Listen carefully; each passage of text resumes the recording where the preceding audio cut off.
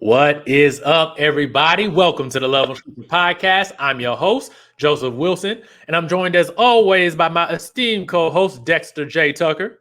What's going on, fam? How y'all feel? And this is the podcast where we have unscripted conversations with millennials about relationships and dating. So I hope you guys are having a great time. Hopefully the warm weather has found you wherever you may be at. If you're up north and it's still cold, you should move down to the south somewhere. Here in Nashville, Tennessee, and I'm pretty sure in Houston, Texas, we got enough heat to share with anybody, no matter what area of the country you are in. So I just want to thank all of you guys for supporting the episode that we had last week. So if you guys missed a really good one. We had my friend Mike Nelson come on and talk about how to actually balance your relationship and your love life while trying to pursue your ambitions in your career. It's one of those things, especially among millennials, we're either getting ready to go into our second phase of our career, and like research is showing, many millennials are actually jumping into entrepreneurship. So we talked about different ways that you can balance your love life and still be able to make some of them dollars all at the same time. So that episode is episode 92, and it's called The Dollars and Cents of Love. So Mike really broke it down. He probably gonna make some people mad, but hey, it's all good. So Dexter, how you been feeling? You been doing all right? Been good. I've been good. I actually cooked some mustard fried chicken in the air fryer the other day, and I must say, amazing. You know, they say having an air fryer officially makes you an adult. Oh yeah, I'm an adult now. I'm an Okay. adult. I'm an adult. Yeah, I got an air fryer too. And that joint be, listen. Where has it been all of our lives? That's what I'm saying. Like, pop it in for 15 minutes and it. Man. Listen, I did some tofu one time where we put tofu in there and we lightly coated it with just a little bit of cornstarch, nice and crisp, and made some like General Tso tofu with some broccoli and vegetables. Listen, all because of the air fryer. Normally, you got to either put it in the oven or you spend time trying to hand fry. Air fryers, 400. It seems to have been the tip for everything on the air fryer. 400 to get everything done. I don't know why the oven doesn't get it done at 400, but in the air fryer, all you need is 407 to 10 minutes, and everything's good. 7 to 10 minutes. Now they have a Ninja one now, and it's got two holders for it. It's got Ninja. I'm getting that. Okay. So mine is actually an air fryer, and it also has the pressure cooker. But I'm not brave enough to mess with the pressure cooker. I've seen some people recently untwist it too soon or incorrectly, and they burn themselves. I'm not ready for those. That's why I haven't done the fried turkey yet or nothing like that at Thanksgiving. I ain't trying to blow up nothing. So yeah, you guys, let us know. Have y'all got air fryers? Are y'all like us getting excited about appliances? Have we transitioned into that phase where we are excited about appliances? Yeah, that's crazy. Millennials, we gotta just accept the fact that we are moving on up, getting a little bit older. But the reason you guys are here, you guys like these unscripted conversations, and we have another one scheduled for today. Let me go ahead and get this guest in here. All right. So, guest, please introduce yourself. Hey, everyone. I am Coach D, the Parents Fitness Coach. I help legacy-driven parents lose weight in inches without giving up their favorite foods. So I am a big fan of this show because I'm big on relationships. If I wasn't a fitness person, relationships would have probably been next, just based off what I've lived in life and what I've seen. So I love the show. Thank you, Joseph. Thank you, Dexter, for having me on. Listen, that tagline, like that line, losing weight and not giving up the foods. Yes.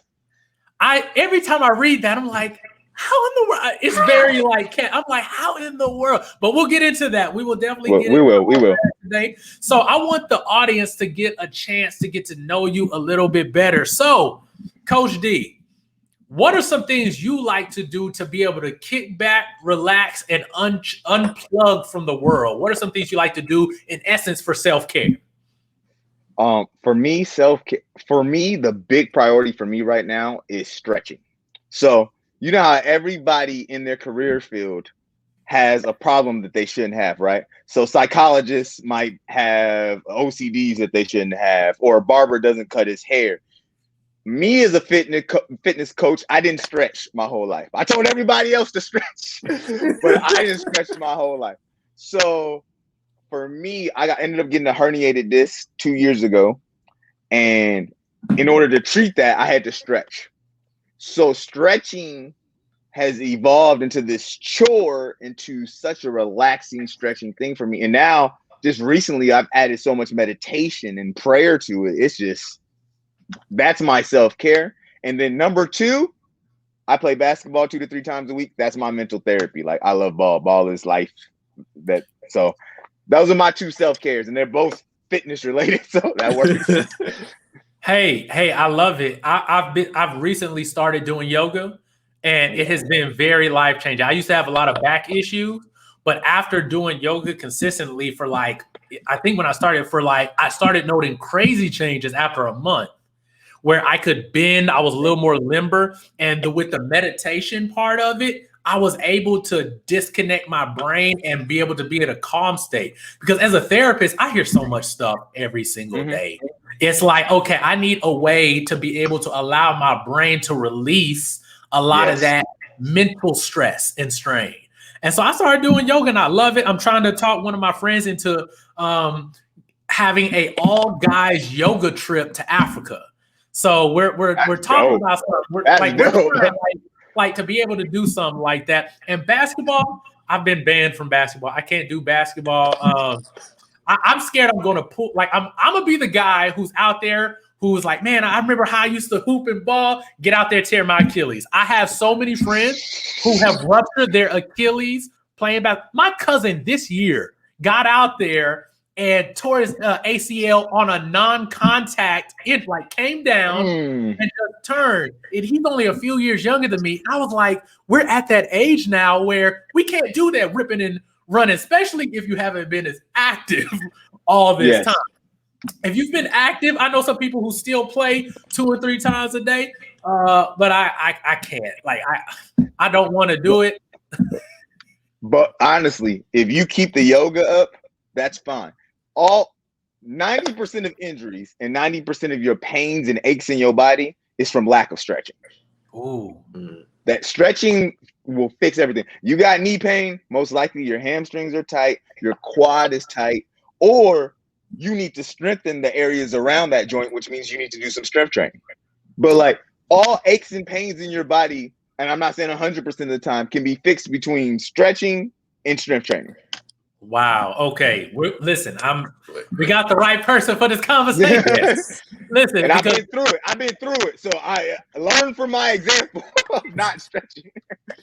Yeah. It's been very helpful, and it's made a difference in my life. Question number 2. Everybody has a cheat meal every now and again. What is your go-to cheat meal? See, now you're talking about, I told you, food freedom, right? You can eat whatever your favorite foods and lose weight. I don't believe in cheat meals, because that means you're telling me that I'm cheating. How am I cheating by eating my favorite foods? How am I cheat? Why do I need to cheat on eating food and I'm supposed to enjoy food? So I don't believe in this. I have a lot of foods I love. So I'll tell you, my go-to meal, seriously, is a taco bowl. Okay. I would eat that every day, and I'll get we usually do Taco Tuesday, which is going to be some form of taco or nacho that we do at least 3 or 4 Tuesdays a month. I take the rest of that ground meat, whatever we're eating, and that's another 2-3 days of just taco bowls. I put a little blue corn chips in there, some spinach, taco sauce. I'm lactose intolerant, so I don't add cheese, but that's my go-to meal. My favorite sweet meal, because I know you asked for cheat. My favorite sweet thing to eat probably is Laffy Taffy. That's my favorite candy. But I do stay away, because that's a binge one for me. I'll eat a whole pack of Laffy Taffy in one sitting, so I don't get it as much. Got you. And I like that perspective on the cheat meal thing, that everyone thinks that, why is it cheating if it's a meal you enjoy? That's really good. So the last question. If you could have a 1-hour conversation with anyone in history, dead or alive, who would you want to have that conversation with? I'm gonna be super spiritual on this, and it's gonna be Jesus. I need, as a Christian, we have all these answers. And I got my undergrad is in theology. So I'm a minister. I got a degree in theology. So there's so much unanswered questions. And I just want to have a conversation like, so I can move freely, I can move forward, and then encourage other people to do it as well. Like to truly grasp this thing called life and how we're supposed to live out our purpose every day. Man, and that's so deep because everyone on some level is trying to figure it out. Yeah. Whether it's in health, whether it's in their relationships, whether it's just how to function in the daily world. It's like, how in the world do we do this? And it's like, we can try to use someone else's blueprint, but it may not work for us. No. It may not work. So I've seen so many, for instance, we're talking about fitness, so many exercise routine and diets that I was like, man, I've tried them, but they just don't work for me. So how do I get that? And I love that response. So thank you, Coach D, for being willing to answer some of those questions. Hopefully you guys get to know a little bit about Coach D.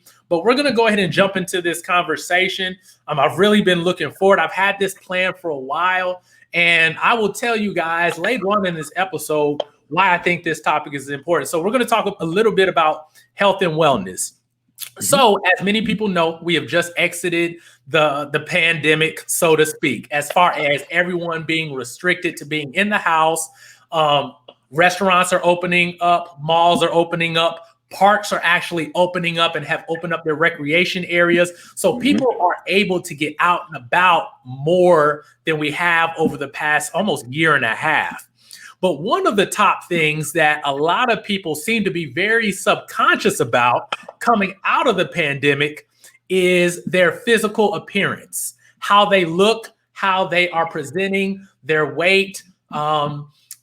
There's a term now where it's called the pandemic pounds, where we know about the freshman 5, the freshman 15. Freshman 15, we know that there is an undisclosed amount of pounds that you gain when you first get married.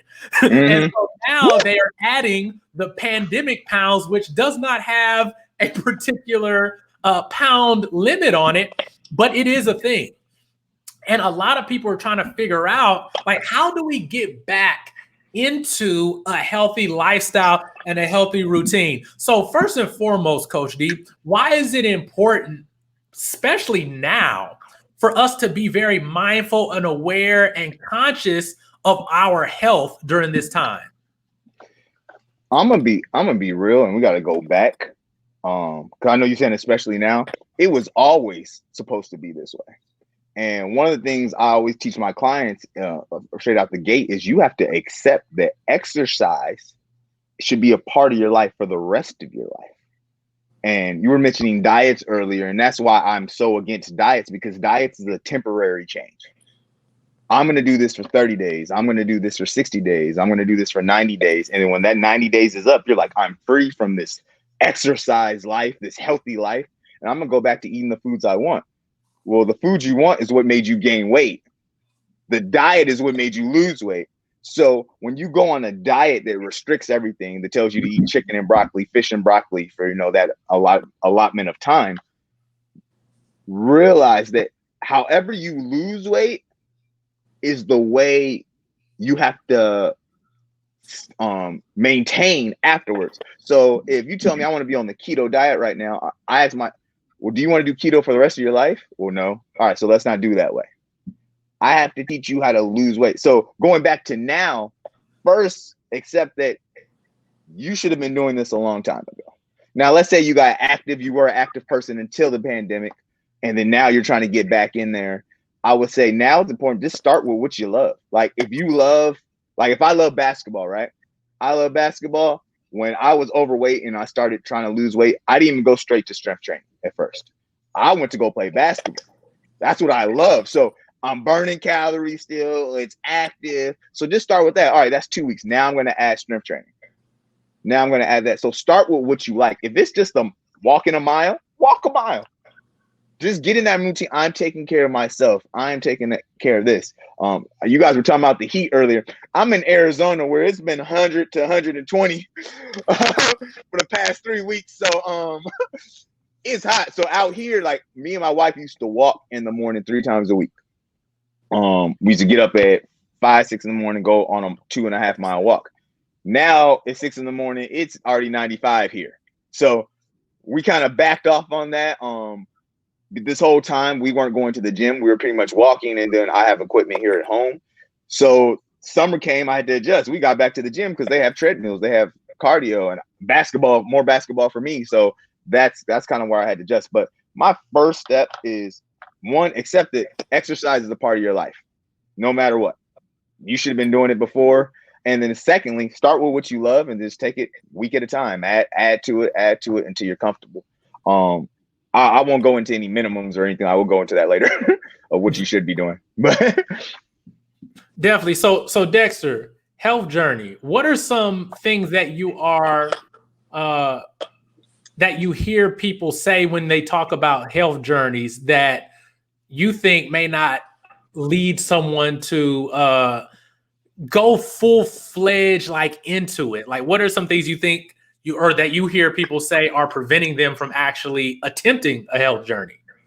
A lot of it's been, man, the stuff I hear in the office. Like, first of all, like it's changed my opinion of a lot of people, because there are grown people in my office that tell me they don't like water, and I'm so serious. They told me they don't like water. And then I've heard I don't like how water tastes. I've heard I don't like vegetables. I've heard I can only drink like Powerade and Gatorade. I've heard all of that. And then I've heard like, well, I'm gonna just do a liquid diet for 30 days. I'm like, and at this time, like, I'm on my own health journey because, you know, I've told everybody, like, my wife had got sick, you know, and we had to completely change our diet together and lost weight together and got healthy together. So it's like, now, like, I know the adverse effects of like eating bad does to your body. And I'm listening to these grown people, I'm talking about our age and older, like, tell me they don't like water and they don't like to eat vegetables. And I'm just like, oh, and then like, oh, I love cheese and I love dairy. And I'm like, and then talk about how they want to lose weight at the same time and get summertime fine and whatnot. And I'm like, but how can you do that? And you don't want to change what you already do, which is actively already keeping you where you at. I hear that all the time, every day. And you know what's funny? Beyonce done got everybody tricked talking about this lemon water and cayenne pepper diet and losing all this weight, and then she posting pictures. Listen, I've considered it once or twice, looking at this lemon and water diet, but I was like, nah, it's not worth it. But a lot of people are really into these quick fixes. And I like what Coach D said earlier, is like these diets and a certain type of plans are only like, they're short-sighted. Like, we want to lose a certain amount of pounds, but when we hit it, we're done. I did Insanity. You remember when P90X I did that. was a thing? Too. So I did it right before I got married. I think I was in some really good shape. I was eating better, but I was also doing this workout plan, but it was only to get a certain result. It wasn't like it was my lifestyle. Mm-hmm. And as a result, you get married. 2 years later, I'm right back to where I was. So Coach D, what are some of the false assumptions people have about fitness and health that are also preventing them from actually getting the results that they want? So the first one, we'll just go with nutrition, is I don't think I can have my favorite food. Like, I can't have a cookie. I'm telling you right now. I had a photo shoot last year and I was strict all day. Of course, when you're going for a photo shoot, bodybuilding competitions, you're going to be very strict. I ate 3 cookies every night. That was my thing. So if we want to talk about cheat meal, I was straight. It was beef and basically veggies all day, and then at night I have my 3 cookies.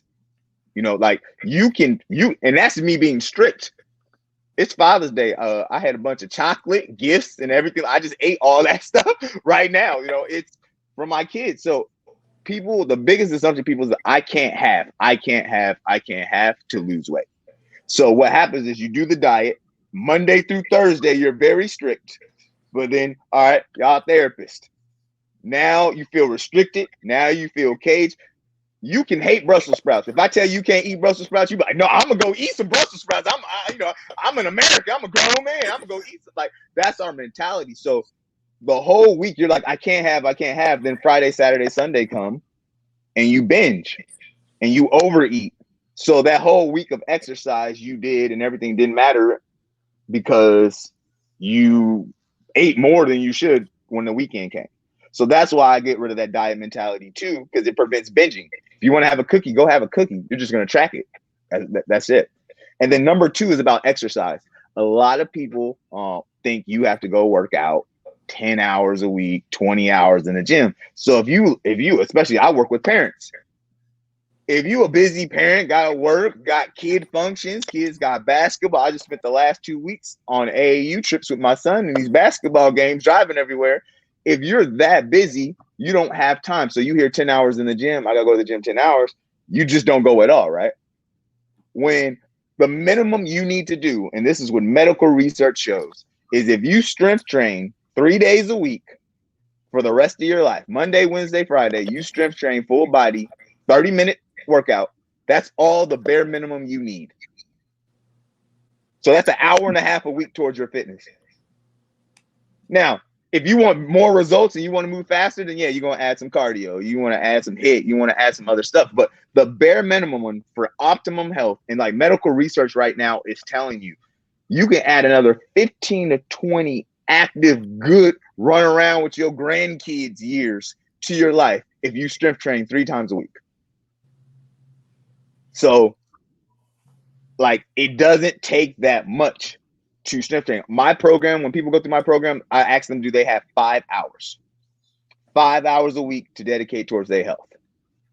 And that's because it's a fat loss goal. And when you're maintaining, all you have to do is that strength training. When you have fat loss, you want to add that cardio. You want to add different things to lose more weight. But you can still lose weight doing the 3. But people, again, we want quicker results, right? But I teach quicker, healthier results, not lose weight, lose 30 pounds in 30 days, and then you're going to gain it all back. So my main thing is developing a plan that's sustainable for the rest of your life, that you're not going to quit, that you're not going to see as a big chore, that's not unrealistic time, and eating unrealistic food. No one wants to eat chicken and broccoli all day. Like, no one. Like, fish and broccoli, chicken and broccoli, like that. So those 2 are the biggest assumptions. And if we get rid of those 2, I think a lot more people will lose weight. And what's crazy is it's a mental thing. Assumptions are a mental thing. It's not even the actual diet part that's slowing people up. It's not the actual even exercising.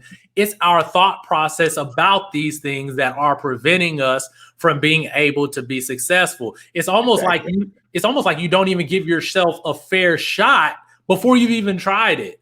Like, and also a lack of knowledge mentally, like we've been informed wrong.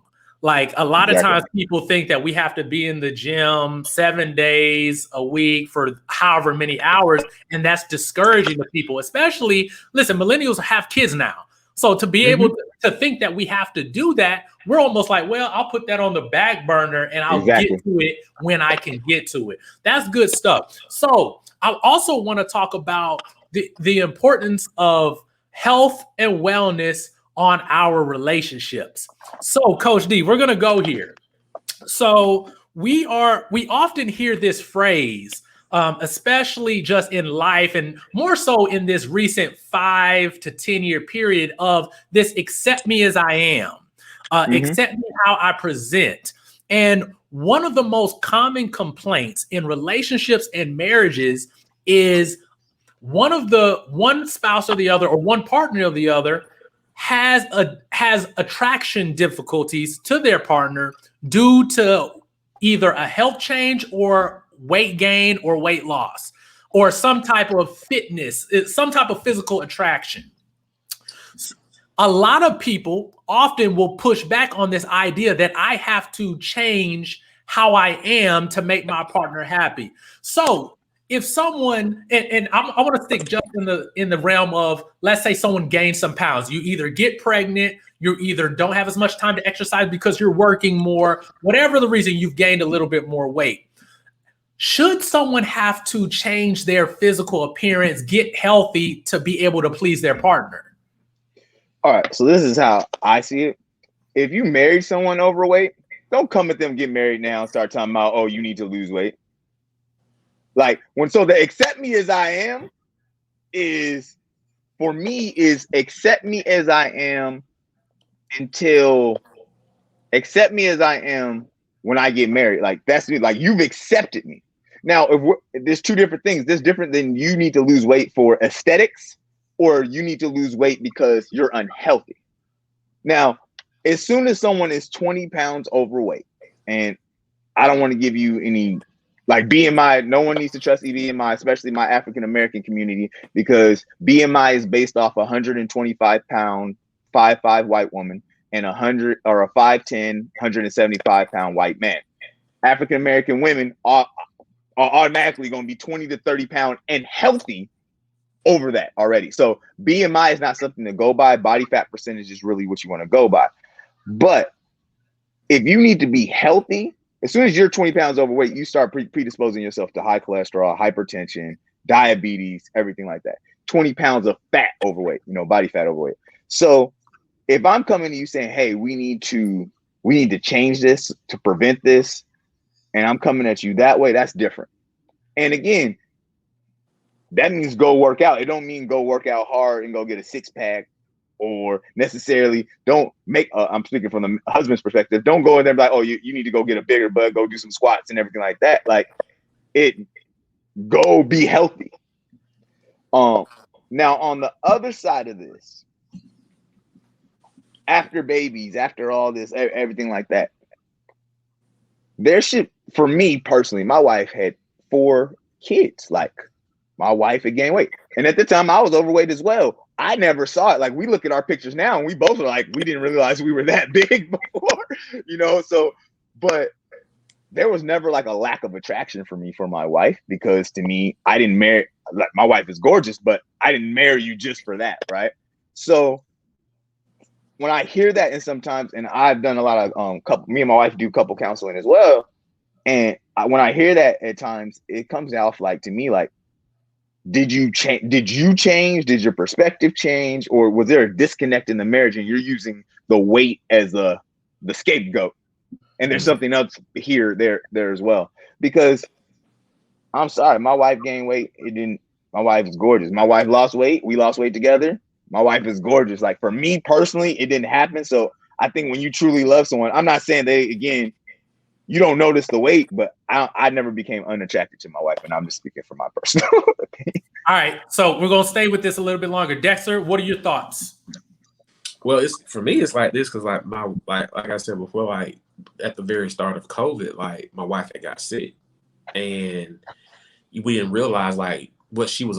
We found out like a month later what she was actually allergic to, and she was allergic to a lot of foods, a lot of bad foods that we were eating that we didn't know caused inflammation in the body. And then a lot of what we deal with is from inflammation from foods that we should not be eating, especially being African Americans. Like we didn't even realize it. And, we did, she had like a certain diet that our naturopathic doctor asked her to do. And she was like, babe, I think you should see the doctor for yourself to see, what's going on with you. And, she didn't say it because she was unattracted to me. She said it because she wanted me to be healthy. And I went and, found out that, some things that I needed to do, and I did.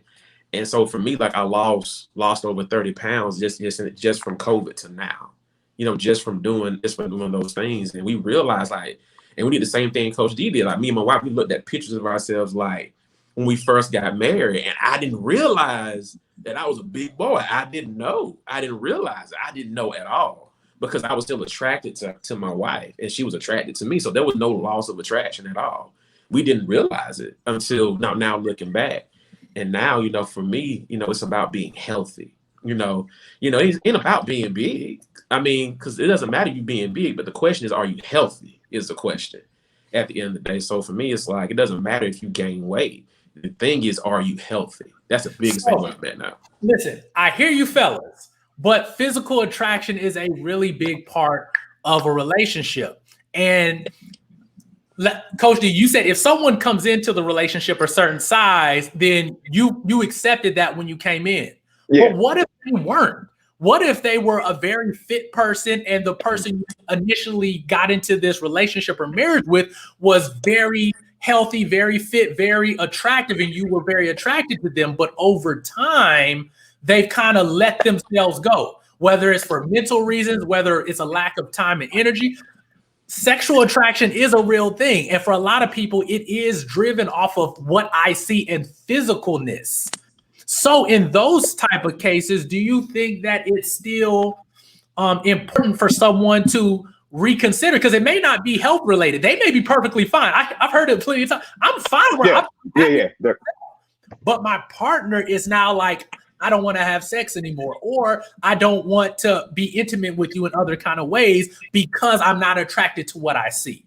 What would you say in those type of situations? Should someone go ahead and say, you know what, let me go ahead and start taking this journey so that my wife or my husband can be more attracted to me and we can rekindle what we had? So in those situations when it's really like, all right, you become one, I think, and I've only heard one person say this, one couple say this, but I honestly, in this day and age, I think it needs to be said.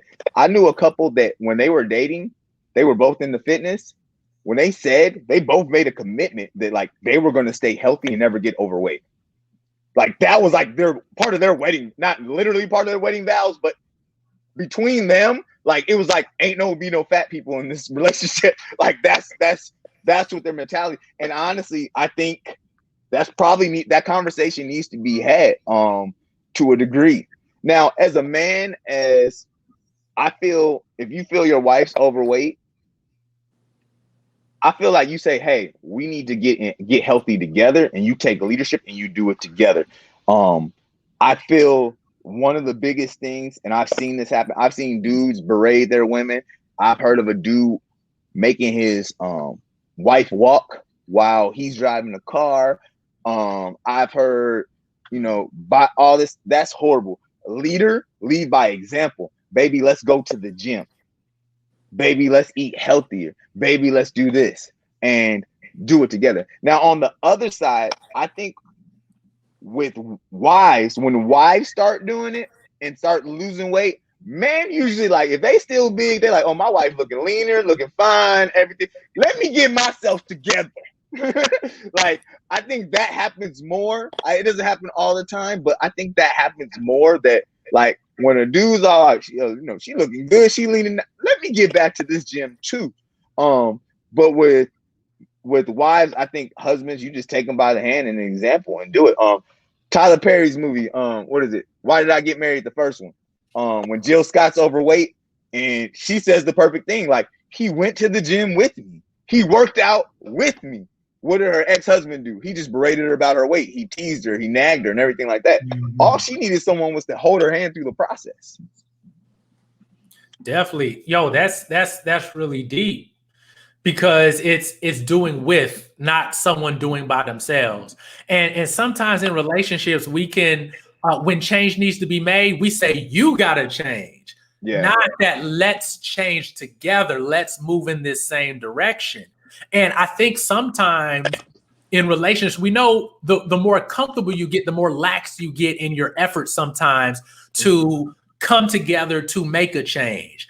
And especially like the longer that you're with somebody, you almost start to take for granted certain aspects of the relationship that it's your responsibility to do, while I'm over here doing what I may need to be doing. So that's real.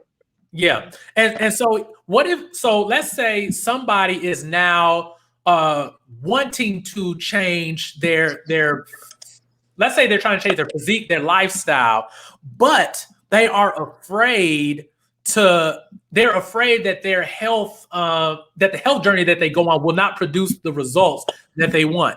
As we know, there's all these miracle diets, there's all these Instagram models and workout people that are promising all these different changes. We see other people's transformation pictures almost every day. And so for someone who's trying to get back out there, and someone who is like, I want to try to improve my health, but I'm a little nervous that I won't succeed, what would you tell those people? One, hire me as your coach, but no, just joking. But secondly, do the research and don't look up anything that says diet. Mm. Like do the research. Like we have information. Like you go on YouTube. I heard before you can go on YouTube and know how to build a bomb. Like there is factual people out there. There's people who preach what I preach and about food freedom and balance. But there is people out there. I know a guy that he is a professional bodybuilder. Scrawny dude went to become a professional bodybuilder. Never hired anybody. Googled it all himself. Researched everything himself. And I mean, I feel we should always give back, but his mentality after that was like, I Googled it, you need to Google it. Don't DM me for help. Like, figure it out yourself. That was his mentality. But he did it himself just by researching credible stuff. So we have information. It's in our fingertips, on our phones. Don't look at diet. Don't be looking at how to lose weight fast. Because that's not real. Look at what's proper nutrition. If you look at all nutritionists in the world, they're going to tell you paleo or pescatarian diet is the best diet in the world. That means if you don't know, that's just seafood. The only meat you eat is seafood, pretty much. By my research, that probably is the best diet in the world. Like I'll confirm that. Do I do that? No, I eat a lot of seafood in my diet, but I do not. It's not my only meat I eat. Eat. And the other thing is eat how you want to eat for the rest of your life. Now, you do not need to be ordering out 3 days and you can be like, I want to eat this way for the rest of my life. Now, here's the tip real quick. You can eat McDonald's all day and lose weight if you track your calories and work out. The problem is your body internally is not going to like that and you're going to feel like crap. Well, once you start feeling like crap, you can't exercise. You're going to put off exercising, right? So then now it becomes, wait, when I was young, like I had a 6-pack, I was eating out every day, but I also worked at the gym. I was a personal trainer at 19. I worked out 10 hours a week. I was playing basketball 10 hours a week. Then yeah, I can eat what I want. And some of us forget that when we were 21 and doing it, we had a higher metabolism. We were more active. We were out more. We were doing more. Now, and this is the realization I had to come up with myself because I spent, those who don't know my story, I was a personal trainer since 19. In 2012, I left personal training. It was just hard to have a family in personal training. I ended up gaining, I went from 195 pounds, I went to 270 pounds. And for 4 or 5 years, I kept struggling to lose weight, doing the same thing. Lose 20 pounds, gain it back. Lose 25 pounds, gain it back. And I had to come myself and realize, Derek, Coach D, you are not 21 anymore.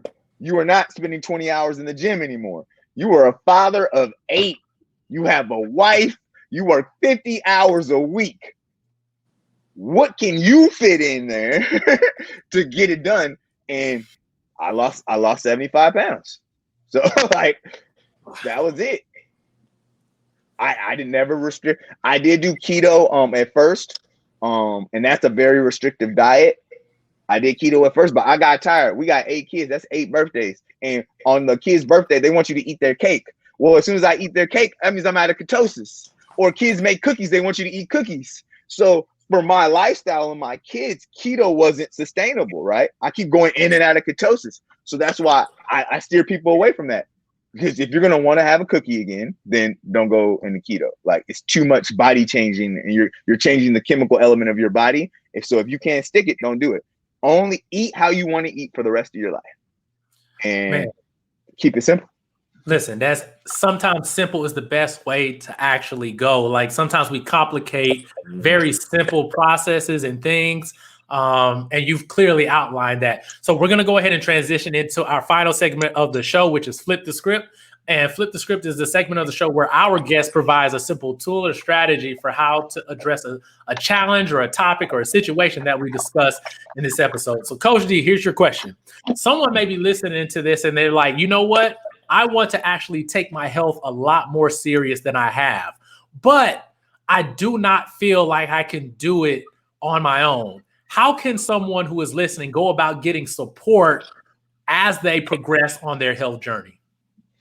Again, the free internet. I'll use me as an example, but if you like another fitness coach, go and follow another fitness coach. Go follow a fitness personality. get their vibe. Like we attracted to people, or see what they're teaching. See if they're teaching a lifestyle that you can work, and then look at it. I had a client, literally, she lost 20 pounds by following me. Just by following my instructions that I'm posting on the internet every day on Instagram. She messaged me and said, I've been following you for 2 months. I've lost 20 pounds.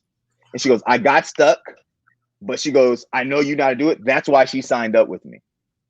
She literally followed me, lost 20 pounds on her own, got stuck, couldn't figure it out, then signed up with me, and then lost the 42 pounds total. Like, but this all started by just following information. So find someone, really look at their information, because some people, you might not like food freedom. I don't know why you wouldn't want to eat your favorite foods, but let's say you want to be on a restricted diet. I'm not the coach for you. Go follow somebody that. Someone might say, hey, I want to work out 7 days a week. Someone say, hey, I want to be shredded in a bodybuilder. Go find somebody that, and look at their information and what they do, and just follow that information.